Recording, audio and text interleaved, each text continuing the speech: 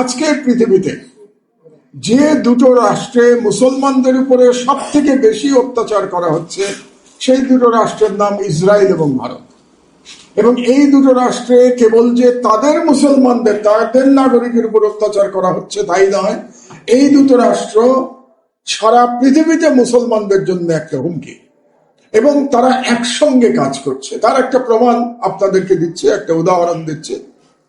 Iran আক্রমণের মাত্র দুদিন আগে নরেন্দ্র মোদী ইসরায়েল সফরে গেছিলেন। ইরান আক্রমণের দুদিন আগে। এই ইতিহাসগুলো আমাদের ভুলে যাওয়া উচিত না, বারে বারে আমাদের লিঙ্ক করা উচিত, একটার সঙ্গে আর একটা মিলানো উচিত যদি আপনারা ইন্টারন্যাশনাল রাজনীতি বুঝতে চান। তো তিনি দুদিন আগে গেছিলেন এবং সেখানে গিয়ে যে ইসরায়েলের যে পার্লামেন্ট সেখানে তিনি বক্তৃতা দিয়েছিলেন। ইসরায়েলের পার্লামেন্টকে কেউ নেসেট বলেন, কেউ কেনেসেট বলেন, নানাভাবে উচ্চারণ করা হয়। ইসরায়েলের পার্লামেন্টে গিয়ে তিনি বলেছিলেন যে তার কাছে ইসরায়েল হচ্ছে ফাদারল্যান্ড, মানে নরেন্দ্র মোদীর ফাদারল্যান্ড হচ্ছে ইসরায়েল। এটা তার বক্তব্য, এটা আমাদের বক্তব্য না। এবং তার মাদারল্যান্ড হচ্ছে ভারত। তো তিনি ইসরায়েলকে ফাদারল্যান্ড ডিক্লেয়ার করে এসেছিলেন এবং সেই নরেন্দ্র মোদী সপ্তাহখানেক আগে আরব আমিরাত সফর করেছেন। সেই আরব আমিরাতে গিয়ে তিনি বলে এসছেন যে আরব আমিরাত আমার দ্বিতীয় মাতৃভূমি, দ্বিতীয় বাড়ি। কারণ আপনারা জানেন যে এই মুহূর্তে মুসলমান দেশের জন্য মুসলমান রাষ্ট্রগুলোর মধ্যে সব থেকে বেশি অ্যান্টি ইসলামিক কাজকর্ম করা হচ্ছে আমিরাত নামক দেশটিতে। এবং এই মুহূর্তে ইসলামের শত্রু হিসেবে আমরা যদি একটা এক্সিস তুলনা করি, একটা ট্রায়াঙ্গেল তুলনা করি বা তৈরি করি, তাহলে সেখানে যে তিনটা রাষ্ট্রের নাম আমাকে বলতে হবে সেই তিনটা রাষ্ট্র হচ্ছে ভারত, ইসরায়েল এবং ইউনাইটেড আরব এমিরেটস। এই তিনটা রাষ্ট্র মিলে মুসলমানদের বিরুদ্ধে তারা ষড়যন্ত্র করছে, মুসলমানদের বিরুদ্ধে তারা রীতিমতো লড়াই করছে। আপনারা জানেন যে ইরানের যুদ্ধ চলাকালীন অবস্থায় নেতানিয়াহু আরব আমিরাত ভিজিট করে গেছে। এটা নেতানিয়াহু অফিস থেকেই লিক করা হয়েছে, যেটা এখন পর্যন্ত আমিরাত স্বীকার করছে না, কারণ তারা বিব্রত হয়ে গেছে যে এটা নেতানিয়াহুর অফিস থেকেই বলা হয়েছে যে নেতানিয়াহু তার মিলিটারি অফিসারদের নিয়ে আরব আমিরাত ভিজিট করে আরব আমিরাতের যিনি প্রধান এমবিজেড এর সাথে তিনি মিটিং করে গেছেন। এটা হচ্ছে বাস্তবতা। তো আমাদের এই ভূ রাজনৈতিক বাস্তবতা বুঝে বা এরকম একটা পটভূমিতে দাঁড়িয়ে এই ভারতের অবস্থা আমাদেরকে তুলনা করতে হবে। তার আগে একটু বাংলাদেশের রাজনীতি আমরা একটু বুঝে দেখি। বাংলাদেশের রাজনীতিতে যে ভারতপন্থী রাজনৈতিক এবং সুশীল গোষ্ঠী আছে তারা প্রায়ই একটা কথা বলে, ইদানিং হয়তো পাবলিকলি কম বলে। গত 16 বছরে, হাসিনার 16 বছরে তারা পাবলিকলিও বলার চেষ্টা করত যে 1947 সালের ভারত বিভাগ ভুল ছিল। এটা আপনি শুনতে পাবেন, অনেক মানুষের মধ্যে শুনতে পাবেন, বিশেষত আওয়ামী এবং আওয়ামী সমর্থক যে বামপন্থী রাজনীতিবিদ এবং সুশীল সমাজ আছে এবং যে মিডিয়া আছে, সেই মিডিয়া এবং রাজনীতিবিদদের মধ্যে এই বয়ান প্রতিষ্ঠা করার চেষ্টা করা হয় যে 1947 সালে বিশেষ করে বাংলা বিভাগ ভুল ছিল, বাংলা ভাগ করা ভুল ছিল। এখানে একটু ইতিহাস পরিষ্কার করা প্রয়োজন। বাংলা ভাগ কিন্তু মুসলমানদের কারণে হয় নাই। হ্যাঁ, ভারত ভাগ হয়েছে মুসলমানদের কারণে। ভারত ভাগের জন্য মুসলমানরা বলেছিল যে মুসলমানদের জন্য একটা স্বাধীন, ভারতীয় মুসলমানদের জন্য একটা স্বাধীন রাষ্ট্র প্রয়োজন, যেখানে ভারতীয় মুসলমানরা তাদের সম্মান নিয়ে বেঁচে থাকতে পারবে। এবং এই কারণে মোহাম্মদ আলী জিন্নাহ তিনি এই রাষ্ট্রের এই আন্দোলনের নেতৃত্ব দিয়েছিলেন। কিন্তু এই আন্দোলনের আইডিয়াটা কিন্তু জিন্নাহর কাছ থেকে আসে নাই, এটাও আমাদের পরিষ্কার মনে রাখতে হবে। এই আন্দোলনের আইডিয়া প্রথম বলেছিলেন কিন্তু ইকবালের কাছ থেকে, কবি ইকবাল, তার কাছ থেকে এটা এসেছিল। সম্ভবত ইনি 1929 সালে একটা বক্তৃতায় তিনি প্রথম বলেছিলেন এই মুসলমানদের জন্য আরেকটি স্বাধীন রাষ্ট্রের কথা। এখন আমি বাংলা ভাগের ক্ষেত্রে আসি। তো যখন 1947, একটু আগে ফুয়াদ ক্যাবিনেট মিশনের কথা বলছিল, তো যখন সিদ্ধান্ত হয়ে গেল যে হ্যাঁ দুটো দেশ হবে, একটা মুসলিম মেজরিটি রাষ্ট্র হবে আর একটা হিন্দু মেজরিটি রাষ্ট্র হবে, তখন হোসেন শহীদ সোহরাওয়ার্দী এবং শরৎ বসু তারা চিন্তা করলেন যে বাংলাটাকে আমরা ইউনাইটেড রাখতে পারি কিনা, এবং এই আইডিয়া নিয়ে যখন হোসেন শহীদ সোহরাওয়ার্দী মোহাম্মদ আলী জিন্নার সাথে আলোচনা করলেন, মোহাম্মদ আলী জিন্নার বিশেষ আপত্তি ছিল না। কেন আপত্তি ছিল না? কারণ বাংলায় মেজরিটি কিন্তু মুসলমান ছিল, খুব বেশি মাত্রায় ছিল না, কিন্তু মুসলমান মেজরিটি ছিল। সেই সময় 1947-এ মুসলমান মেজরিটির সংখ্যা অ্যাবাউট 55% ছিল, 55% এবং 45%। 45% হিন্দু, 55% মুসলিম। সুতরাং জিন্নাহ হয়তো ভেবেছিলেন যে সমস্যা কোথায়, যদি ভারতে দুটো মুসলিম মেজরিটি স্টেট হয় এবং একটা হিন্দু মেজরিটি স্টেট থাকে, তাহলে মুসলমানদের স্বার্থের বিরুদ্ধে তো এটা যাচ্ছে না। কিন্তু এটা ভারতীয় যে হিন্দুরা একসময় বাংলা ভাগের বিরোধিতা করেছিল, 1905 সালে বঙ্গভঙ্গের বিরোধিতা করেছিল, সেই ভারতীয় সেই বাঙালি হিন্দুরাই 1947 সালে ইউটার্ন করে তারা বলল মুসলমানের অধীনে কোনো রাষ্ট্রে আমরা থাকবো না। কাজেই এই যে আপনারা হিন্দু সাম্প্রদায়িকতা পশ্চিম বাংলায় দেখতে পাচ্ছেন, তার একটি ঐতিহাসিক প্রেক্ষাপট আছে। এটা নতুন কিছু না। আমাদের যাদের মধ্যে এই ধারণা ছিল যে পশ্চিমবঙ্গের হিন্দুরা বোধহয় অসাম্প্রদায়িক, তারা ইতিহাস জানেন না, ইতিহাস অসচেতন তারা। কারণ এই হিন্দু সাম্প্রদায়িকতা অনেক পুরনো আমলের ব্যাপার। 1905 সালে তারা বঙ্গভঙ্গের বিরোধিতা করেছিল, কারণ তারা মনে করেছিল যে বঙ্গভঙ্গ হলে পরে বাঙালি মুসলমানদের লাভ হবে, এই কারণেই তারা বিরোধিতা করেছিল। এবং আরো ইতিহাস যদি আপনারা পর্যালোচনা করেন, তাহলে ব্রিটিশদের বিরুদ্ধে 1905 সালের আগে বাঙালি হিন্দুরা কোনো আন্দোলন করে নাই। 1905 সালে প্রথম বাঙালি হিন্দুরা আন্দোলন করেছিল ব্রিটিশ ঔপনিবেশিক শাসনের বিরুদ্ধে, কারণ তারা তখন মুসলমানের বিরুদ্ধে আন্দোলন করতে গিয়ে তখন তারা ব্রিটিশদের বিরুদ্ধে আন্দোলন করেছিল। সুতরাং 1905-এ যে সন্ত্রাসী আন্দোলন হয়েছিল, সেই আন্দোলন মূলত ব্রিটিশ এবং মুসলমান উভয়ের বিরুদ্ধে ছিল, বাঙালি হিন্দুদের আন্দোলন। এটাই প্রকৃত ইতিহাস। এবং 1947 সালে তখন বাঙালি হিন্দুরা বললেন যে না, আমরা বাংলা ভাগ চাই, আমরা ভারত মাতার সাথে আমরা থাকব।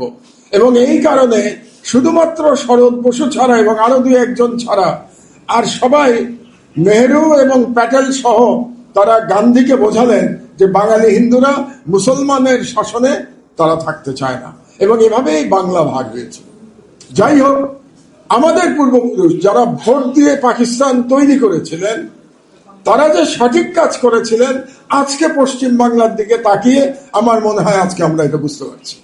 কাজে আজকে যারা বাংলাদেশের নাগরিক বা বাংলাদেশের রাজনীতিবিদ যারা বলতে চান যে ভারত ভাগ বা বাংলা ভাগ ভুল হয়েছিল, তাদের একটু পশ্চিমবঙ্গ এবং আসামের মুসলমানের দিকে তাকানো দরকার, যে তারা আজকে দ্বিতীয় শ্রেণীর নাগরিকের জীবনও তারা পাচ্ছে না, তার থেকে অধম জীবন তাদেরকে যাপন করতে হচ্ছে। তাদের কোনো অধিকার বলে আর কিছু নাই। এই যে পশ্চিমবঙ্গে নির্বাচনের আগে প্রায় 1 কোটি লোকের ভোটাধিকার হরণ করা হয়েছে, এই যে 1 কোটি লোকের ভোটাধিকার হরণ করা হয়েছে, তার মধ্যে মেজরিটি মুসলিম, তাদের ভোটের অধিকার দেওয়া হয় নাই। কারণ তারা মনে করেছে ভোটাধিকার হরণ করে নিলে পরে মুসলমানরা যদি ভোট দিতে না পারে, তাহলে বিজেপির পক্ষে ইলেকশনে জয়লাভ করা সহজ হবে। কারণ পশ্চিমবঙ্গে প্রায় 30% মুসলমান, বাকি 70%-এর মধ্যে বিজেপির পপুলারিটি বেশি, কিন্তু মুসলমানরা সাধারণত নিজেদের স্বার্থের কারণেই তারা বিজেপির বিরুদ্ধে ভোট দিয়ে থাকে। তো সুতরাং বাংলাদেশের এই রাজনীতিবিদদের আমাদের চিহ্নিত করতে হবে, যারা কলকাতাকে তাদের তীর্থ মনে করে এবং রবীন্দ্রনাথ ঠাকুরকে তাদের দেবতা মনে করে। এই শ্রেণীর বাঙালি মুসলমান বাংলাদেশে একেবারে কম না, কিন্তু আপনারা মনে করবেন না যে এদের সংখ্যা খুব কম, এদের সংখ্যা ভালোই আছে। এবং তারা মূলত বাংলাদেশের স্বাধীনতা বিরোধী শক্তি।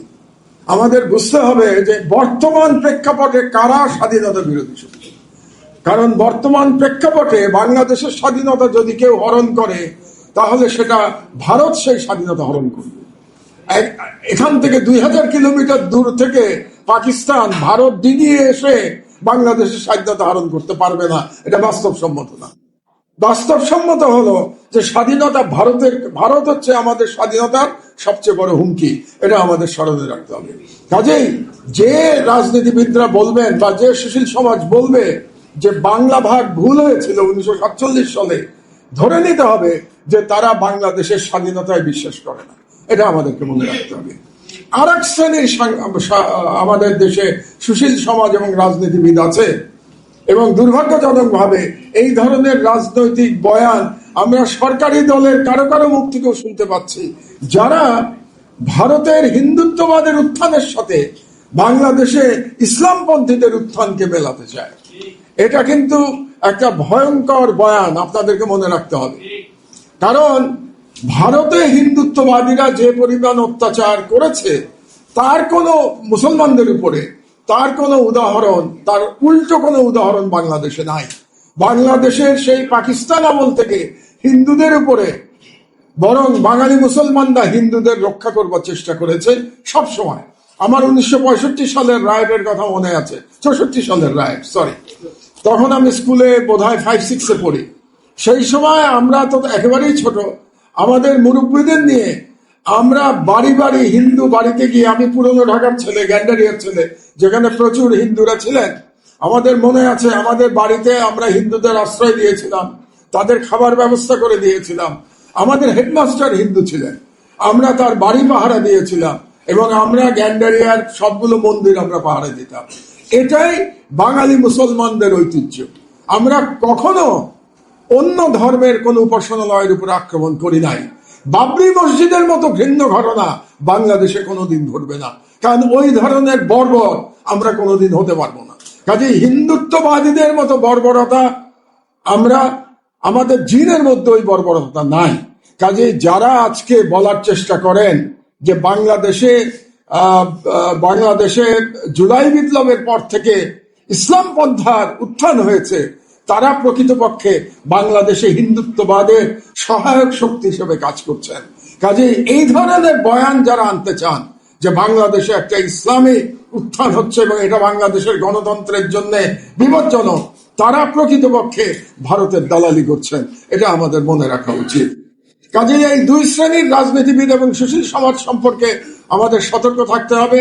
যারা বলবেন যে 1947 সালের বাংলা বিভাগ ভুল ছিল, আর যারা বলবেন যে হিন্দুত্ববাদ, ভারতীয় যেমন হিন্দুত্ববাদ, তারই সমান্তরাল শক্তি হচ্ছে বাংলাদেশের ইসলাম পন্থার উত্থান, এই ধরনের বয়ান যারা বলবেন, ধরে নিতে হবে যে তারা বাংলাদেশে ভারতের স্বার্থ রক্ষা করবার জন্য তারা রাজনীতি করছেন।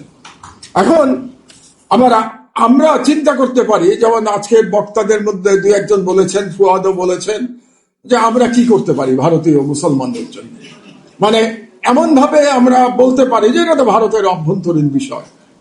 থিওরিটিক্যালি ইট ইজ রাইট যে এটা ভারতের অভ্যন্তরীণ বিষয়, কিন্তু মজার ব্যাপার হলো যে ভারতের, আমাদের যে প্রতিবেশী দুই রাজ্য ভারতের, সেই দুই রাজ্যের যারা মুখ্যমন্ত্রী, তারা এটাকে ভারতের অভ্যন্তরীণ বিষয় রাখেন নাই। তারাই রাখেন নাই, কারণ শুভেন্দু অধিকারী এবং হেমন্ত বিশ্ব শর্মা, শুভেন্দু অধিকারী হলো পশ্চিমবঙ্গের মুখ্যমন্ত্রী, হেমন্ত বিশ্ব শর্মা আসামের মুখ্যমন্ত্রী, তাদের দুজনেরই ইলেকশনের যে ক্যাম্পেইন, তার প্রধান যে বক্তব্য ছিল, 1 নম্বর বক্তব্য ছিল বাংলাদেশ সম্পর্কে ঘৃণা ছড়ানো। কাজেই তারাই অভ্যন্তরীণ রাজনীতিকে আন্তর্জাতিকরণ তারা করে ফেলেছে, এটাকে তারা বাইল্যাটারাল করে ফেলেছে। তাদের ইলেকশন ক্যাম্পেইনের মধ্যে তারা বাংলাদেশকে নিয়ে এসছে, আমরা আনি নাই, এটা ভারতের বিজেপি নিয়ে এসছে বাংলাদেশকে। আপনি শুভেন্দু অধিকারীর বক্তব্য শোনেন, হেমন্ত বিশ্ব শর্মার বক্তব্য শোনেন, তারা সর্বদা বলছে যে তারা ওখানকার যারা বাংলা ভাষাভাষী মুসলমান আছেন দুই রাজ্য থেকেই, তাদের সবাইকে নাকি ঠেলে বাংলাদেশে পাঠিয়ে দেবেন। তারা কিন্তু সব ভারতীয় নাগরিক, এবং তারা এক অর্থে বাংলাদেশের বিরুদ্ধে তারা অলরেডি যুদ্ধ ঘোষণা করেছে। সুতরাং আমাদের মনে রাখতে হবে, আমরা যদিও বলতে পারি যে এটা আমাদের বিষয় না, কিন্তু আসলে এটা আমাদের বিষয় হয়ে গেছে, আমরা এটাকে আর ইগনোর করতে পারি না। আচ্ছা, তো এখন ইগনোর তো করতে পারলাম না, তাহলে আমাদের করণীয়টা কি? এটা খুব গুরুত্বপূর্ণ যে আমরা কি করতে পারি। আমরা ইগনোর করতে পারছি না, যেহেতু তারা আমাদের, মানে বিপদ দূরে নাই, বিপদ আমাদের ঘাড়ের উপর চলে এসেছে। তাহলে এই বিপদ মোকাবেলায় আমরা কি করব? তো আমরা বলতে কারা? আমরা বলতে মোটা দাগে 3টা গ্রুপ ভাগ করেছি। একটা হচ্ছে জনগণ, সাধারণ জনগণ, আমাদের মতো, আমরা যারা সাধারণ জনগণ, আমরা ক্ষমতার সাথে নাই। দ্বিতীয় হচ্ছে রাজনৈতিক দলসমূহ, তারা একটা আলাদা গ্রুপ, তার মধ্যে আমাদের ফুয়াদও চলে আসবে, কারণ ফুয়াদ একটা রাজনৈতিক দলের সেক্রেটারি। তো রাজনৈতিক দলের কর্তব্য, আর একটা হচ্ছে সরকারের কর্তব্য। তাহলে আমরা যদি তিন ভাগে ভাগ করি, যে জনগণ কি করবে, বিরোধী রাজনৈতিক দলগুলো কি করবে, এবং সরকার কি করবে। জনগণ কি করবে, সেখানে আমার দুটো সাজেশন আছে, আমার কয়েকটা সাজেশনই আছে। রাজনৈতিক জনগণের মধ্যে আমি আবার একটু ভাগ করছি। এক নম্বর হচ্ছে যারা সীমান্তবর্তী অঞ্চলে থাকে, তাদের একটা বড় দায়িত্ব আছে। কি দায়িত্ব জানেন? আমি তাদের প্রতি আহ্বান জানাবো, ভারতের সাথে সব রকম চোরাচালান বন্ধে তারা যেন সহযোগিতা করে, এবং এই সহযোগিতা সব থেকে ভালোভাবে করতে পারবেন যারা সীমান্ত অঞ্চলের আমাদের বাসিন্দা। এবং সেই চোরাচালান সবকিছু বাংলাদেশ থেকেও কিছু যাবে না, ভারত থেকেও কিছু আসবে না।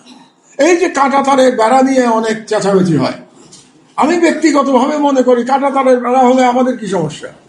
আমাদের একটাই সমস্যা হতে পারে কাঁটাতারের বেড়া হলে, যদি সেটা জিরো, যেটাকে বলে যে নো ম্যানস ল্যান্ড, আমরা যেটাকে বলি নো ম্যানস ল্যান্ডে যদি সেটা ভারত করার চেষ্টা করে। কারণ নো ম্যানস ল্যান্ডে এটা করা মানে হচ্ছে আমাদের সার্বভৌমত্বের উপরে এটা আক্রমণ।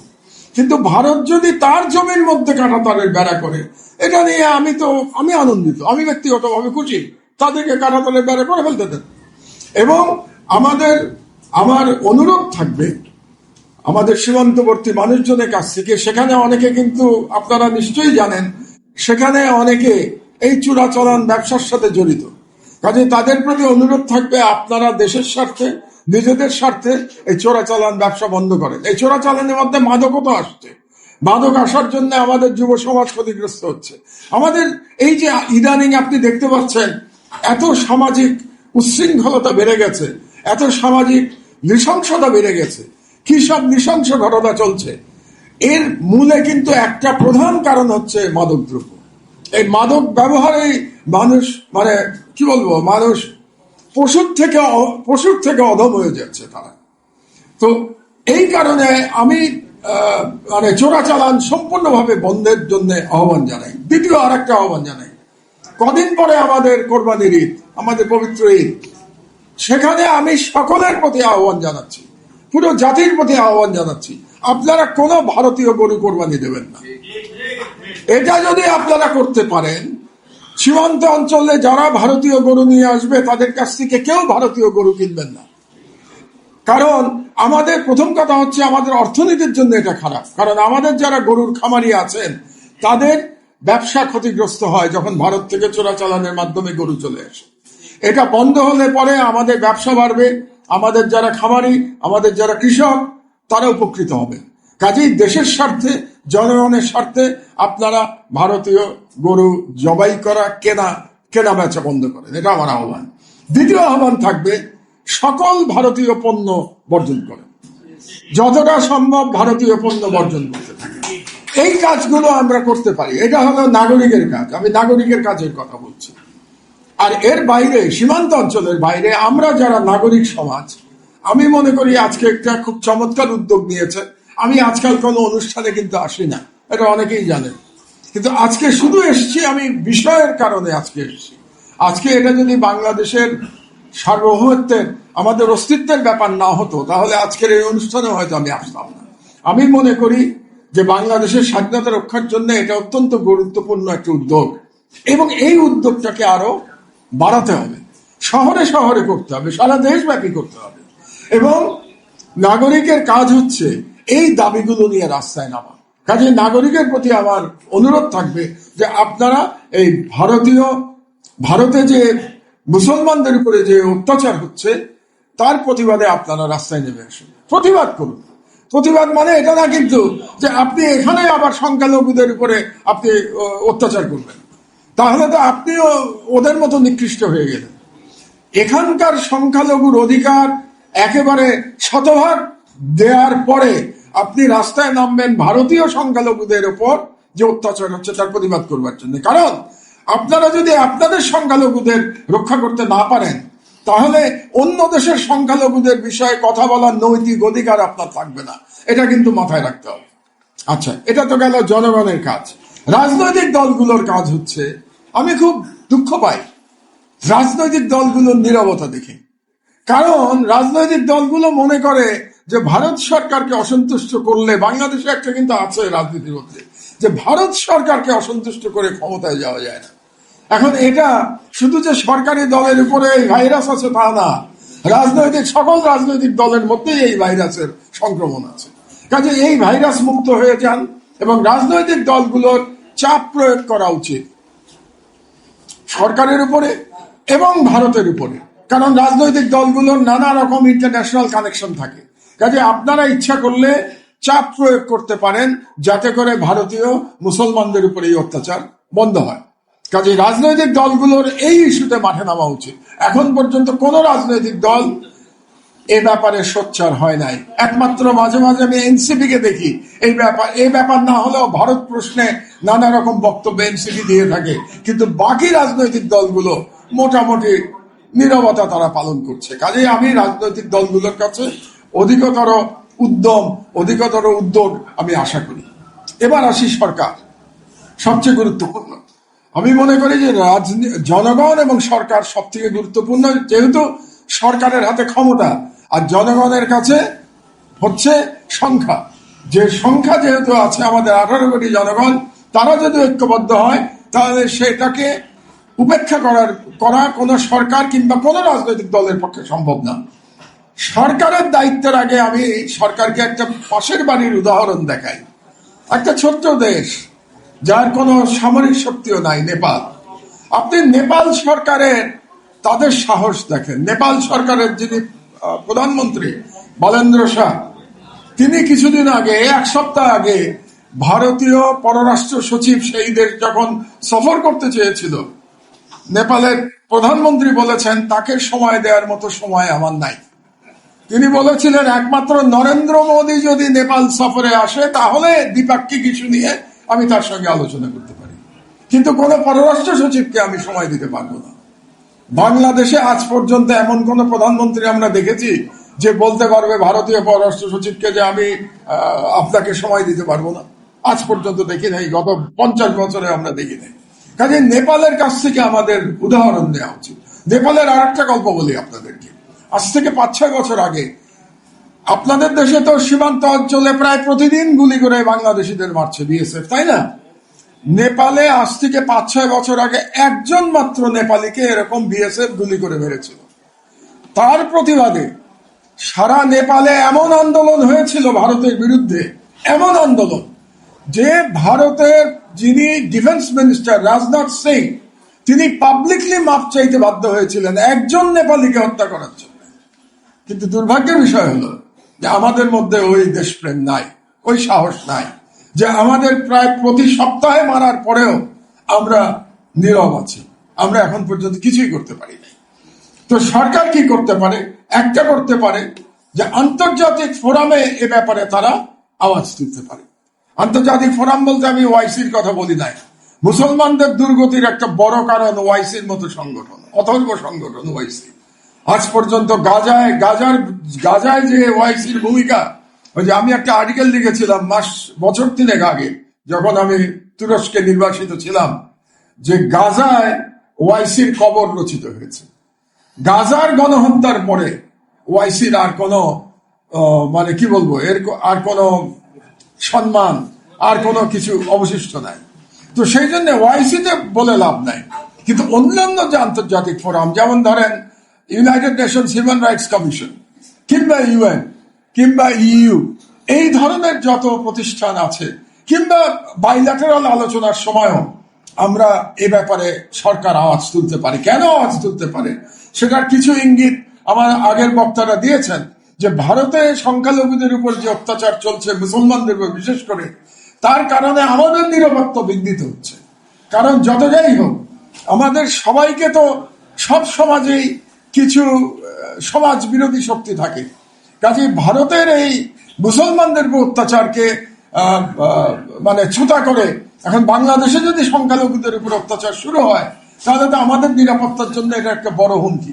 কাজে এই বিষয়গুলো আমরা কিন্তু সকল বাইল্যাটারাল আলোচনায় আমরা তুলতে পারি।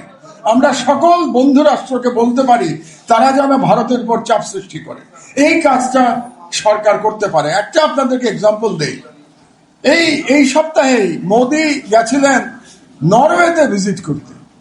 সেই নরওয়েতে যখন তিনি নরওয়ের প্রেসিডেন্টের সাথে জয়েন্ট একটা সংবাদ সম্মেলনে তিনি বক্তব্য দিয়েছেন, কিন্তু কোনো প্রশ্ন নেন নাই। নরওয়েতে প্রশ্ন যখন নিচ্ছিলেন না, মোদি কিন্তু কোথাও কোনো প্রশ্ন নেন না।